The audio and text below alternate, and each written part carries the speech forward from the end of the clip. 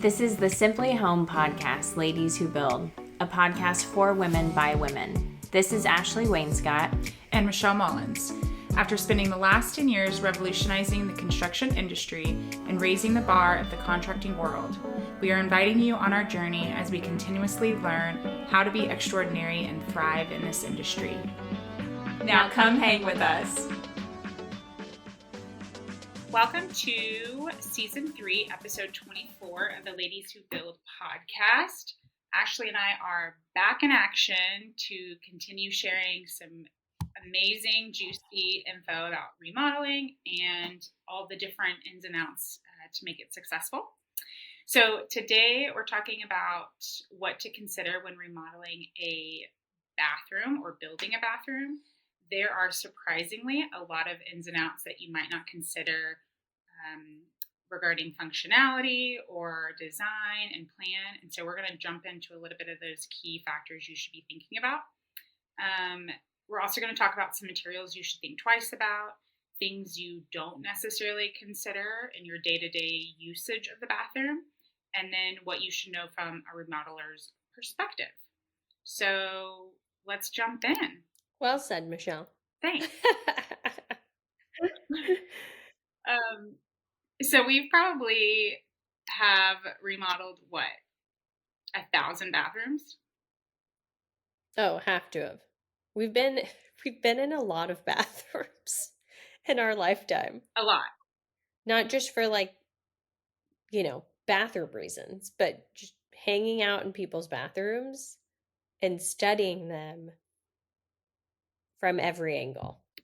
Yeah, it's kind of fair to say that nothing really scares us now.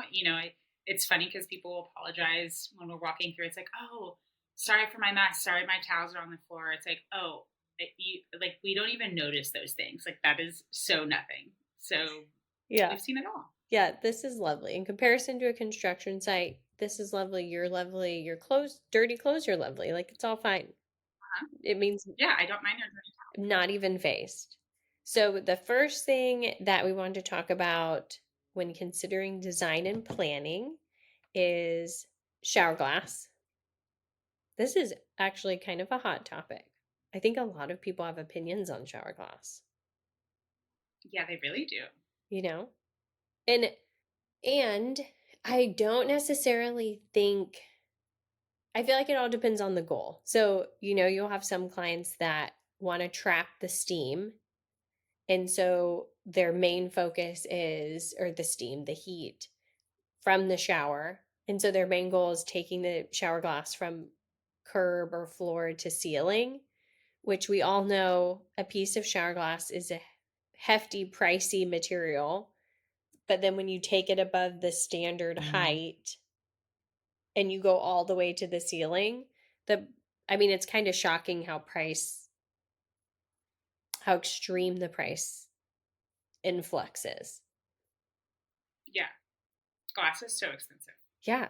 And especially when it's not a standard width or height and all of its, we usually just all order custom pieces, but the crazier it gets custom wise, the more expensive it gets.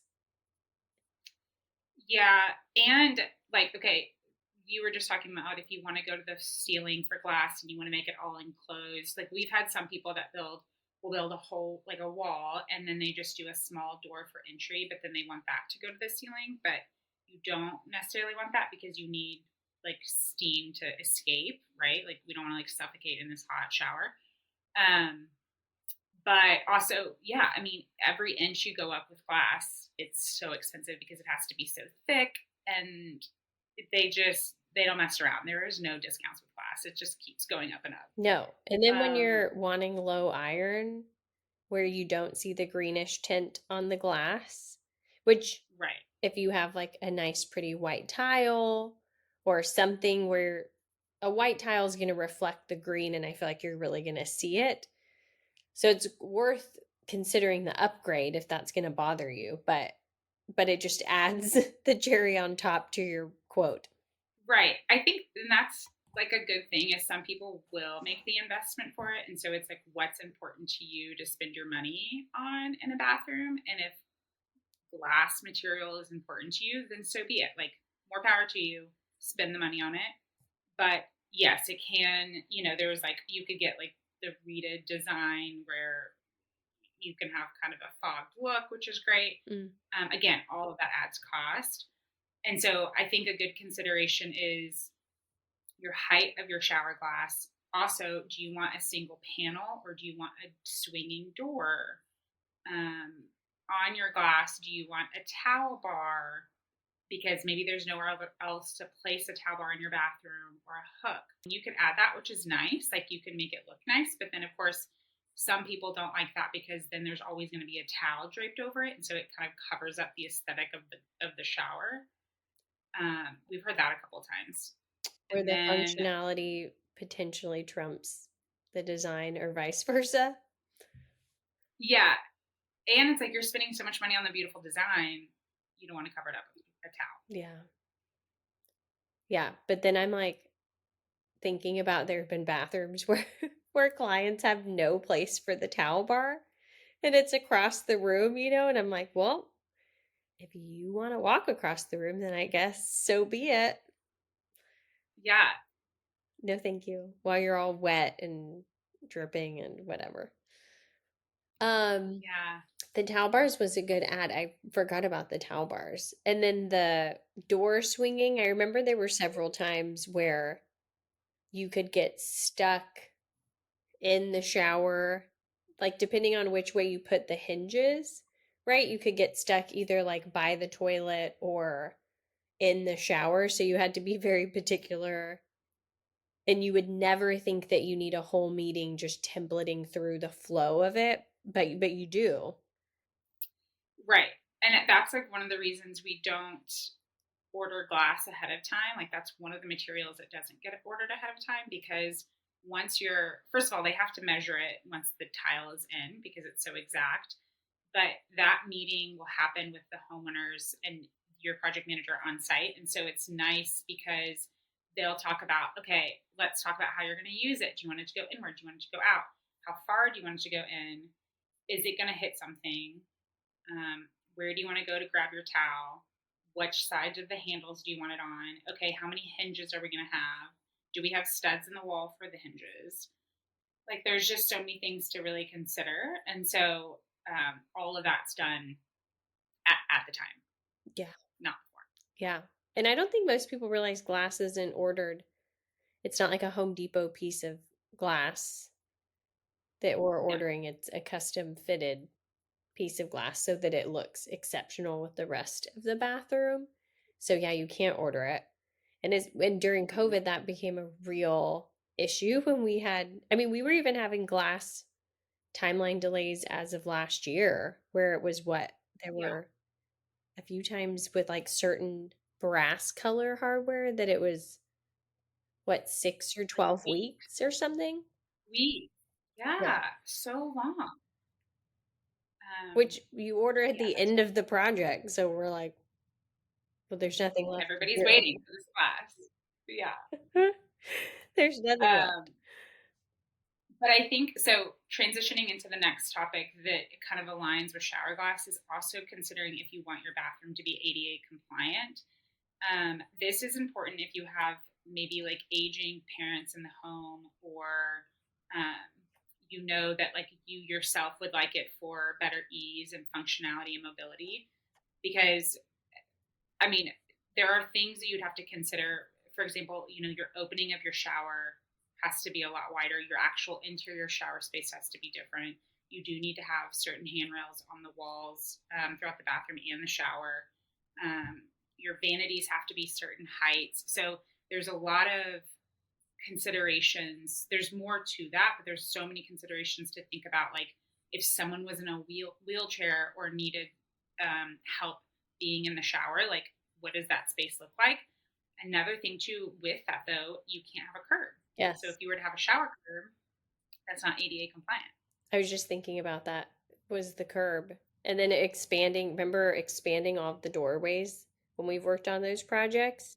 Yeah, For the the wheelchair, we've doorways. had to expand all the doorways so that the wheelchairs can fit into the bathroom. Then they have space to move all around. space to get on the toilet, space to get in the shower. And Hmm. yeah, it's important. If you are getting to that age or your parents are, then you definitely should consider all of those things when you're remodeling because you don't want to remodel it again in a Right. few years, Mm-mm. you know? No, thank you. Um, It- but it's like to your topic. Okay, so another consideration is the curb or the curbless. mhm. So I think curbless obviously is like it has a different aesthetic. It's a whole different feel. It's beautiful. It's great, but it does astronomically increase your cost, I guess, comparably if you were just doing a normal curb. Because the process is not let me just remodel the shower. The process is now I have to demo out all of your bathroom flooring because all of the bathroom flooring has to be slightly sloped towards the shower drain. Um, and we have learned from fun, not fun past projects how this slightest slope, if it is not sloped enough, water will start to pool in certain parts of the shower. And so it's so imperative that that is done correctly. Michelle, how do you ensure it's done correctly? Well, let me tell you all the times I've been on a floor of a shower with a large level, making sure that certain parts of the floor is level, certain parts are sloped. If you're doing a linear drain, where does that linear drain go? It needs to go up against a wall. Um, and if you're doing not a linear drain, where does that circle drain go? There's so many things. Oh my gosh, I'm really getting kind of PTSD now thinking about this. This is actually triggering. Like change of topic. Yeah. Well, and you wouldn't think when you're switching out a drain that it's not just how a designer thinks it should be laid out from a beauty standpoint, it's actually a functional how is the water going to get to the drain properly? Yeah. And a lot of times you might not know that until everything's put together and then you see water pooling. So that was a lesson learned, but we didn't do it again after that. I learned the hard way. And even Uh, the tile you're picking to go on, to go over the curbless shower when it's going from floor to shower and like that slope and how it slopes, I think that that's a big consideration. yeah, huge. So I think that's like as you're considering, okay, do I want curb? Do I want curbless? Curbless is more timeless. I get that, and it's beautiful. But curved showers can give you a better price for obviously for labor, and then it's so much easier to slope a curved shower because it's very simple. We're in this like small frame that we're working with. Yeah, and everybody's preference is curbless. Everybody starts off and we always say Wanting we can quote both, and then when they see the difference, usually people don't actually care that much when you put dollars next to it, right, then they get a change of heart. Because unless it's necessary or just unless you have the budget for it, it's just sometimes not worth it. Um, right, which you kind of started talking about this too, Michelle, was the moving of the plumbing. Like whether if you're moving plumbing to do a linear drain, obviously that's more expensive. Or if you're making a shower bigger and we need to move the drain, you're making it smaller, we have to move the drain. Any moving of plumbing, whether it's something simple like that, you have to think about we have to move the shower head so that it's center and the valves, depending on where you put any valves. But anytime we're moving any plumbing, whether it's in the shower, the toilet, or the sinks, it's all a lot more money than just remodeling what's in place. right. And I think about moving wall plumbing is a little bit easier. I mean, it's easier because you're working within the studs. That's a little bit easier to work around. But when you're working with the drain plumbing, you could be the best designer in the world. You're not going to know if a drain can go where you want it to go until you're getting into construction. Because what we've run into is like, okay, let's say it's on a first floor slab house. Well, there could be rebar running through your slab that we can't put a drain right there. Or let's say you're on a second story. and we cut into the subfloor to put your drain, there could be a truss running right there that we can't cut into. Or maybe there's another pipe running underneath here that funnels another bathroom that we're not going to cut into. And so you could be dead center on your drain, but there are things that you can't really control. I mean, anything's possible with time and money, but you're not going to pay to move this rebar in your concrete slab. So then you have to consider, I mean, there have been times where we considered doing like a centered shower circle drain. And then we actually went to linear because there were so many things blocking the center drain that it might have looked really funky. So then we ended up going to a linear drain, which is at the top of the shower. Yeah, that's when you're like, Um, a center drain is not in your future. yeah, this house was not made for a center No, drain, this was not meant to be. It's not for you. Let's right? dump that idea and move on. I mean, which also helps when clients can be designers, I feel like for the most part understand, but when clients can be understanding and remain flexible throughout the process, because sometimes there's just nothing you can do unless you want to shell out a lot of money. Right. It's like, why don't you just redo a different bathroom with all that money? Yeah. We also had talking about, this is kind of tying into talking about the different types of toilets. I feel like we were seeing an uptick of bidets and like bidet purchases, especially with specifically here in Austin, but in other places, I think in the US, they're also experiencing drought and other water issues. And buying something like a bidet is supposed to help that, right? Be more environmentally friendly, and even buying low flow toilets. But the thing is we have to plan for bidets. So just consider that when you're in the planning and development phase, you have to plan for them. They usually require electricity. So we have to plan for that. And it's around water. So it has to be in a very specific location, it has to be specifically done versus installing a standard toilet. I am going to say that during the freeze, I think a lot of people learned how much water a toilet uses. Like people would during Snowmageddon or during any of the freezes when water was shut off or things were happening and you had to actually put water down your toilet to flush it. And it was kind of astounding how much water was needed. I know. I kind of didn't realize. And then it made me really sad that I'm thinking of all the times I flushed and how much water we're wasting. And it's like clean, clean water, Yeah, right? Like it's not, it's not dirty. I mean, does it that's, look dirty? that's a whole other rant. Yeah. I That's know, isn't crazy that that we did that. nuts? Um, Yeah, that's a really good point. I think along the lines of toilets, though, that's probably the most expensive thing to move if I'm actually thinking about it. Like, there have been bathrooms we've gone into that we've completely rerouted all of the plumbing, vanity, shower, toilet, and we put them all in different places throughout the bathroom.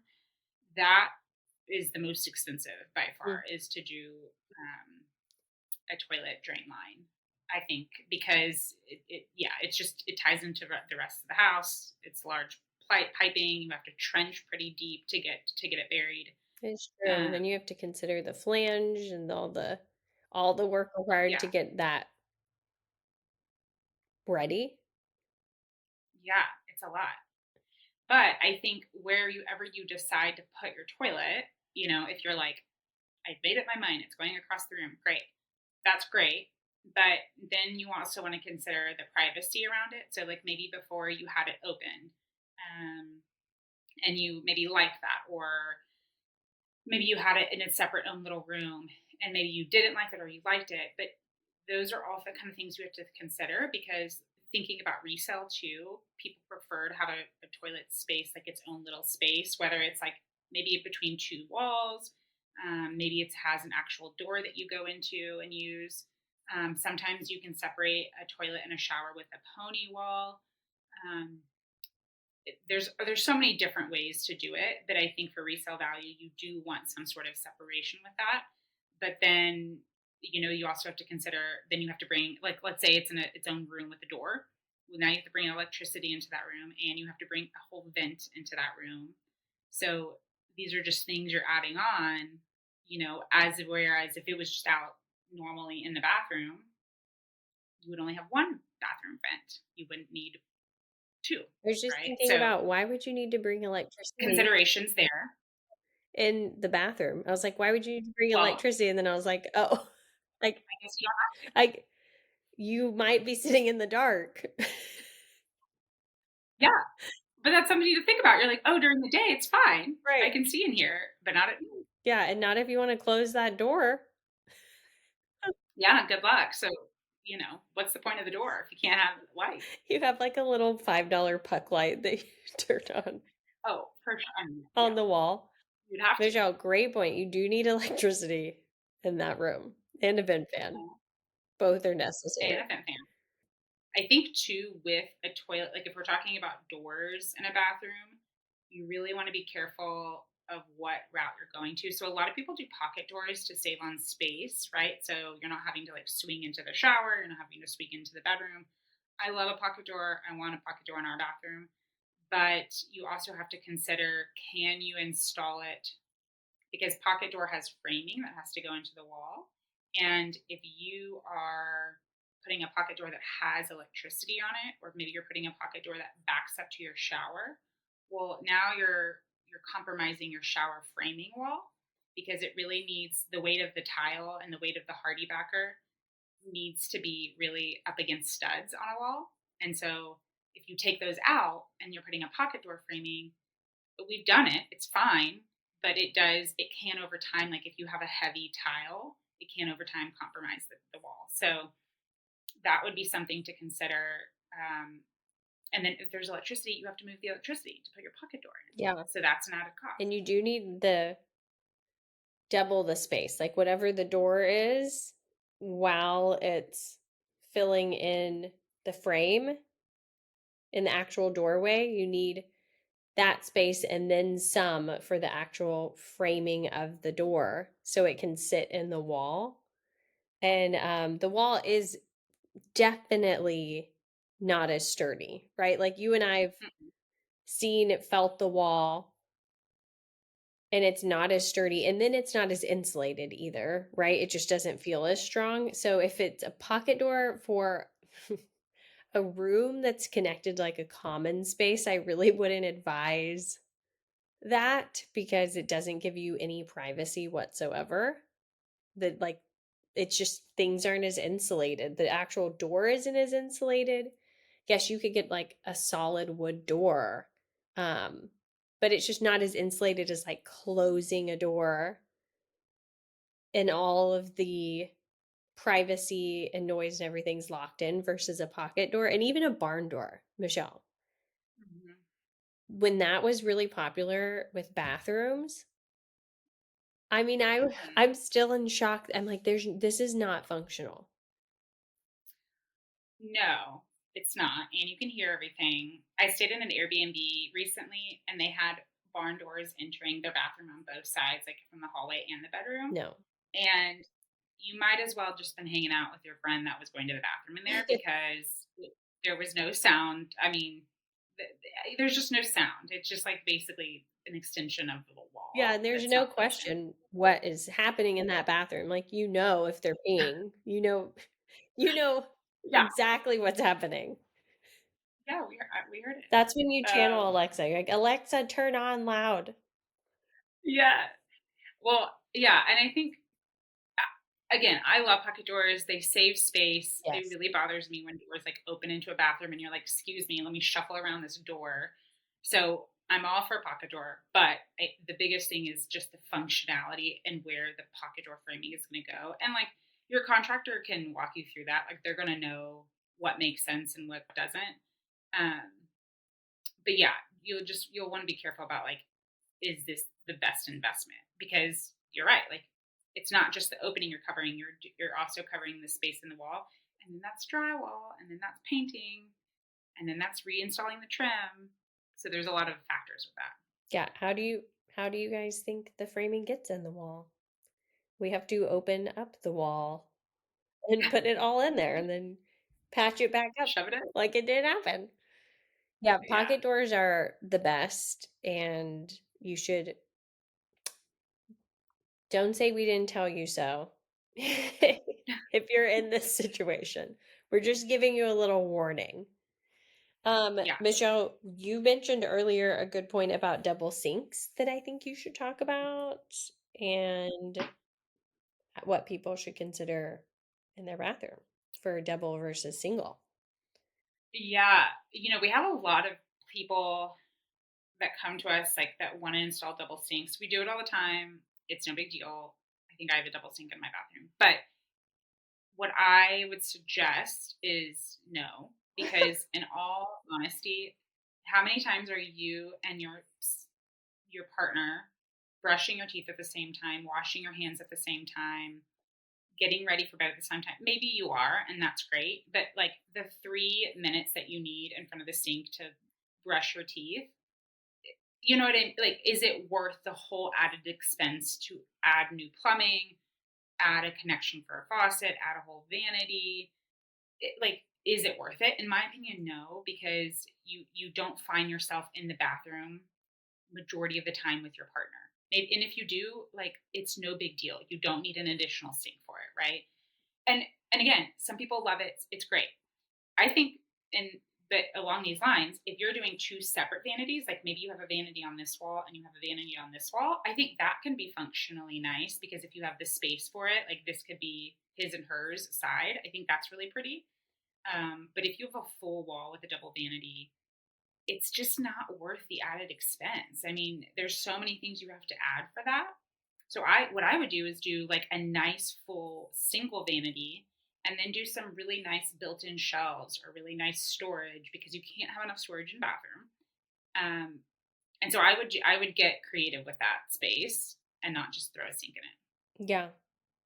I the one challenge I was thinking to this is if you have a partner or spouse that has a really doesn't have the same cleaning habits as you and they also have a lot of hair potentially on their face and they're not as like clean as you and I mean either way it bothers me whether it's in my sink or their sink but if you did have a partner that wasn't as considerate in that then maybe that's worth it um but I agree. I mean, a lot of the times I'm not in the bathroom with my partner ever. We're not, and even when we are brushing our teeth, we're not like standing shoulder to shoulder brushing our teeth.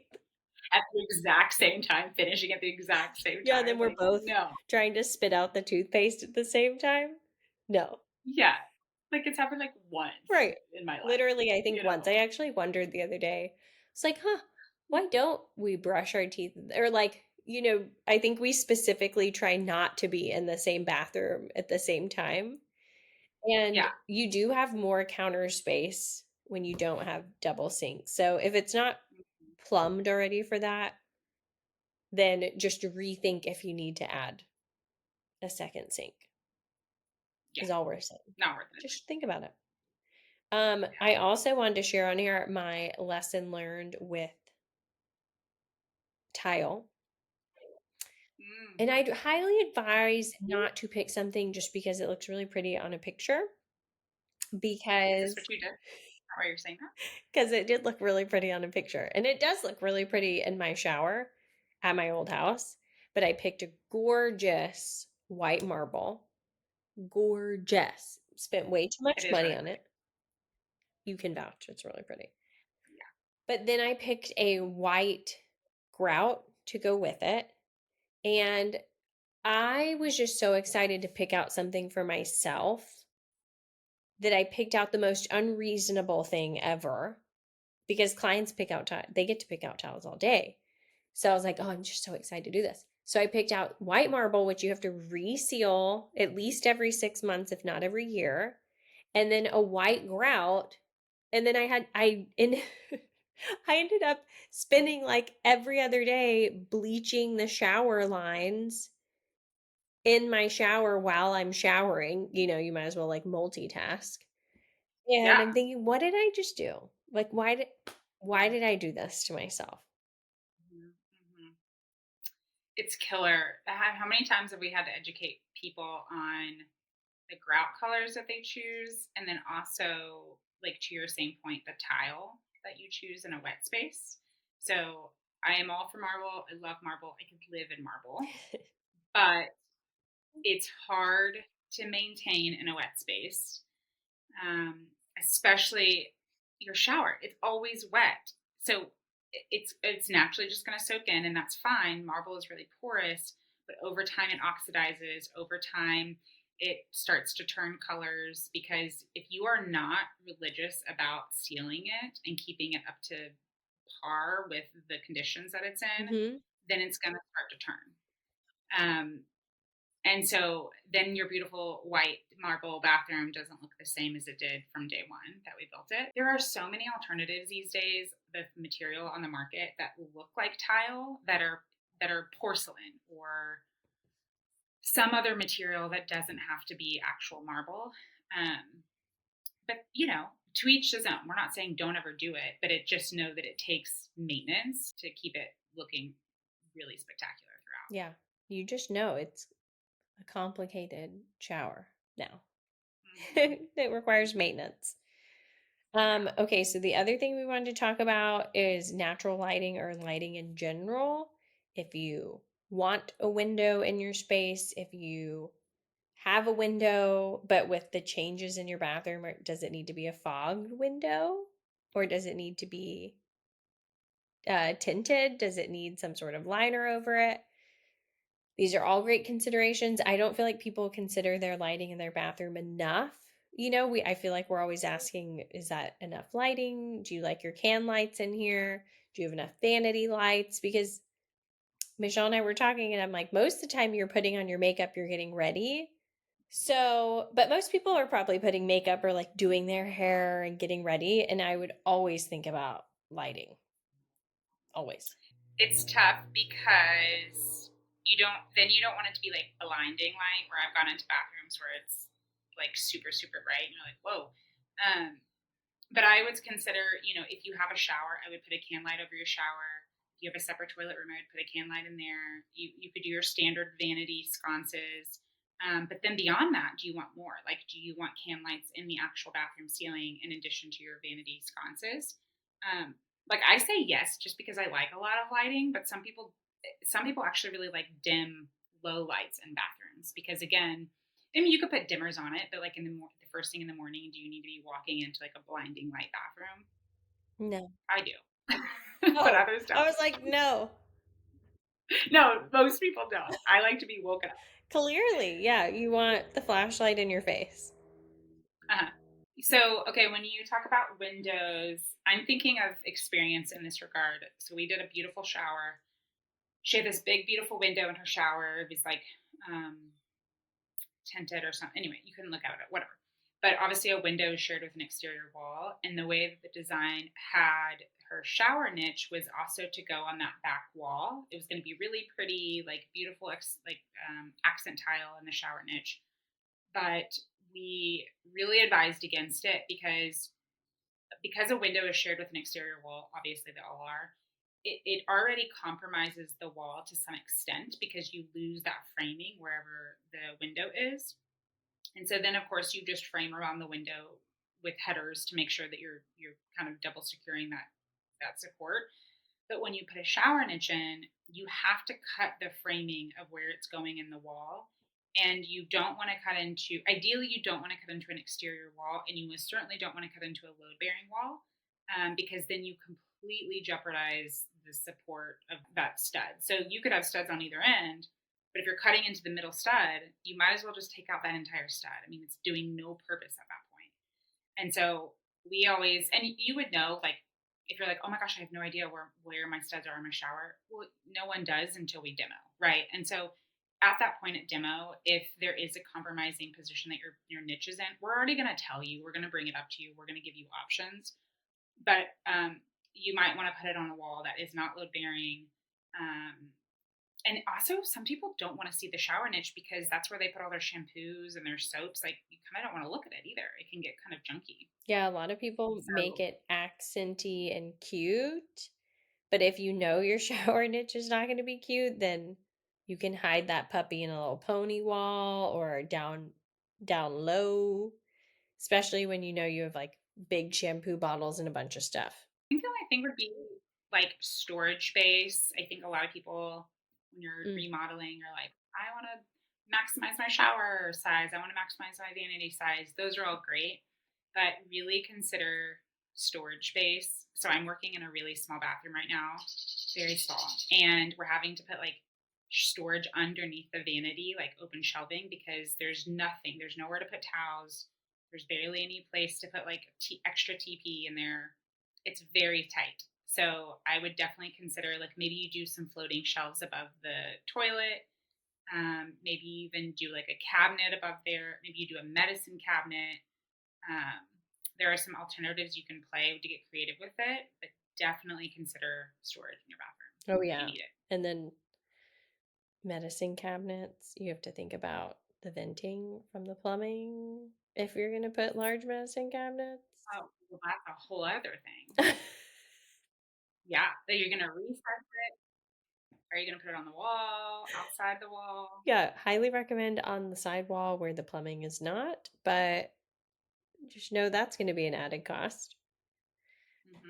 So, Michelle and I, that is everything. I know it's not everything, but those are the big things Michelle and I thought you should always consider when you're diving into a bathroom remodel, and tips and tricks from things and experiences that we've learned the hard way or not hard way. We've just seen it all the time. So, you're welcome. Yeah, and just ask us. We have tons and tons and tons of stories. We really do. So if you're curious, we could tell you what the good, the bad, the ugly, and what worked. Yeah. We could be about around this campfire all day. For sure. For sure. There's a lot. Okay, well, we will see you all next time. We'll be talking about kitchens. So get excited. Stay tuned. Okay, ta ta. Ta-ta.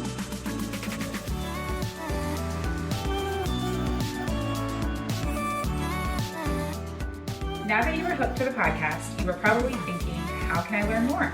Well, sign up for our monthly newsletter to see our newest remodels and the best tips for a stress-free home renovation.